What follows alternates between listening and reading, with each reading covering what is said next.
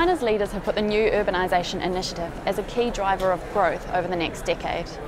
Joining us now at the Asian Investment Conference is Tom Miller, author of the book China's Urban Billion, the story behind the biggest migration in human history. So you've just come out of a panel on China's Urbanization Initiative. Can you give us some numbers on this initiative as a reference point? Sure. So if you go back 30 years or so to the start of China's reform and opening process, in 1980 China had an urban population of under 200 million. Over the next 30 years that grew by nearly 500 million. So that's the equivalent of adding the modern day populations of the US, the UK, France and Italy, which is a remarkable thing, I think. And on the current trajectory, China's urban population is growing by the size of Australia every year, about 21 million people. And you'd expect China's cities to be home to 1 billion people by 2030, maybe even early, maybe 2026, and by which stage 1 in 8 people on Earth will be living in a Chinese city. So what are the big challenges that this poses, and how does the initiative try to tackle them? Well, I think the biggest challenge is going to be giving China's migrant workers a decent lifestyle. So currently, out of the 700 million or so people living in the cities, roughly 250 million of them are migrant workers who are treated as second-class citizens. So these people live in slums, or they live in worker dormitories, or they literally sleep on the shop floor.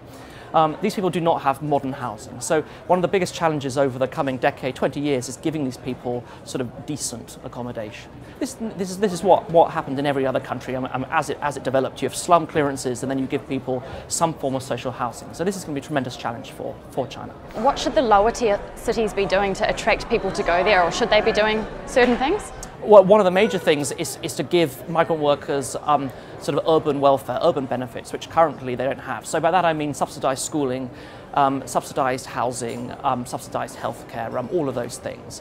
That's very important. The other thing I think is that large cities, they have much more stringent controls on migration. I mean, the migrants come, but they're not going to give them sort of benefits very, very quickly because that'll be very expensive for them. So I think that as China changes its policies and allows more sort of farmers to become real citizens, that's going to happen in the smaller cities first.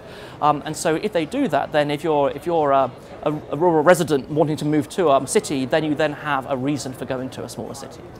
So how can investors best play the urbanisation theme? I would say that they should invest in developers which are building in second, third, maybe even fourth tier cities, because although Beijing, Shanghai, Guangzhou, the big first tier cities are still growing reasonably quickly, they're much more developed than the smaller cities, and so I think there's growth will be faster in those smaller and also particularly inland cities.